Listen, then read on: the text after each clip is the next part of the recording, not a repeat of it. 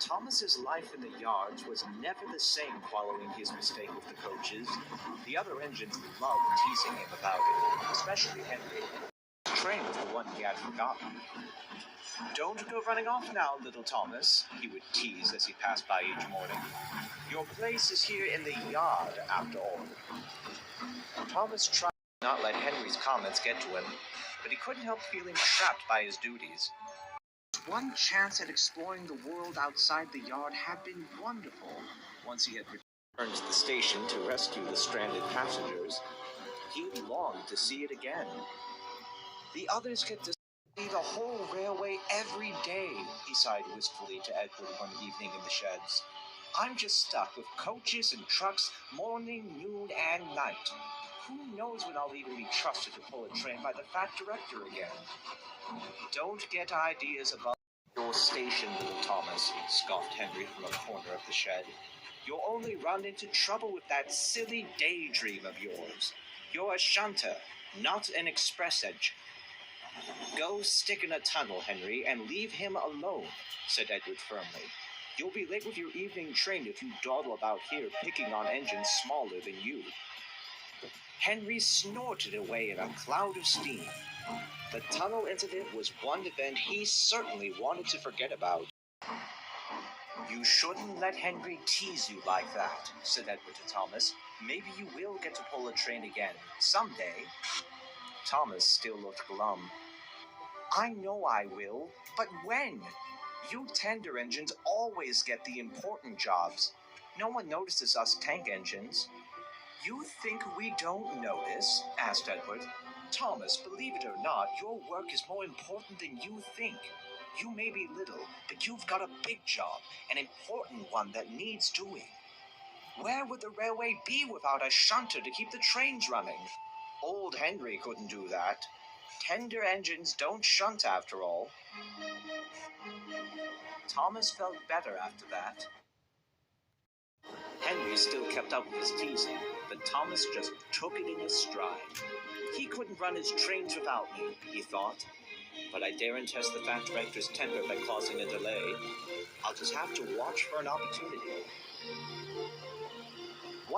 Thomas brought Henry's coaches to the station as usual. He ran round to the front just as Henry backed onto the train. "Should you be at the back?" Henry asked. "A heavy train like this will need a good push to start properly." "Sorry, not today," said Thomas cheekily. "I've got another train to arrange soon. Besides, I thought a big, strong engine like you could handle it easily." Henry scowled and was about to retort when a little boy called from the platform. "Daddy, why does Gordon look different today? He's gotten smaller." Henry seethed in embarrassment. Thomas saw an opportunity for getting his own back. "There, you see, Henry," he teased. "Even that little boy thinks you're a big, strong engine like Gordon. I'd hate to disappoint a passenger, wouldn't you?" "Oh, shut up," snapped Henry. Just then the guard's whistle blew, and with much noise and steam, he went on his way.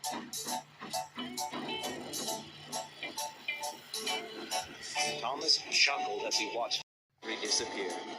Then he went back to work.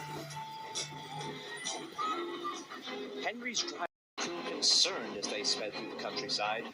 "Steady, old boy," he called anxiously as they rattled through the tunnel. "No need to go so fast."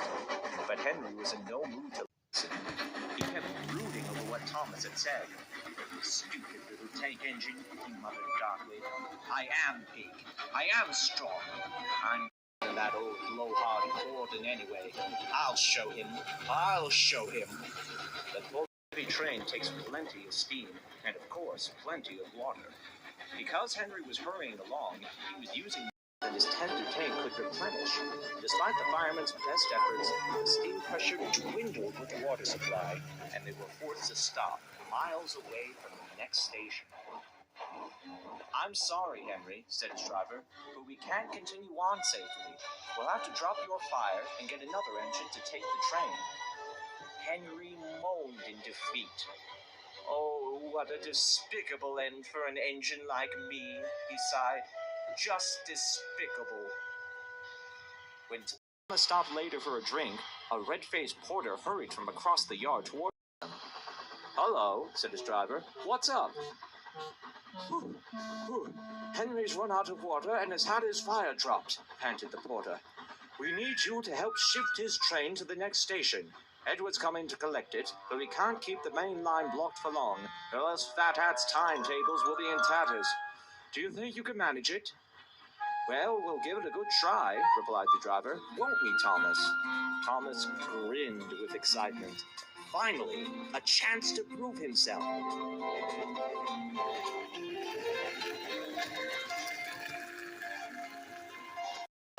Thomas found Henry standing cold and miserable. "What's the matter, Henry?" he teased. "Trying to watch some scenery? It's a sight better than that dirty old tunnel any day." "Be quiet," muttered Henry.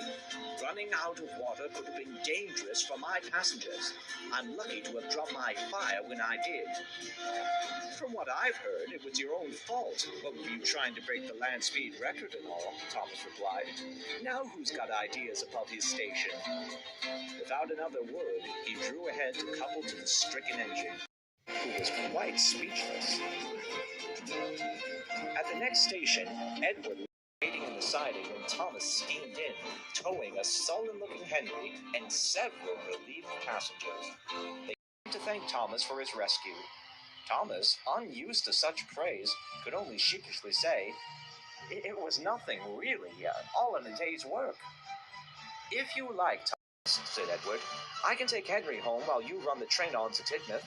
It's an important job, and we can't let the passengers miss their connections." Thomas looked thoughtfully at the older engine and back to the train. Then he smiled. "No, thank you, Edward," he said. "It's nice of you to offer, but I must get back to the yard. Where would the railway be without the shunter to keep the trains running?" Edward laughed. "Where indeed," he replied. "I'm proud of you, Thomas. You've got the fine makings of a really useful engine inside you.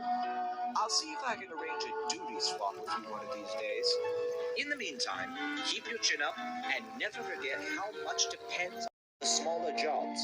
Passenger trains have their grandeur, but it's the shunter who keeps the railway running. Take care." And with that, Ed went away with the train, leaving Thomas to haul Henry safely home. He still remained thoughtful. "A really useful engine?" he said. "I like the sound of that.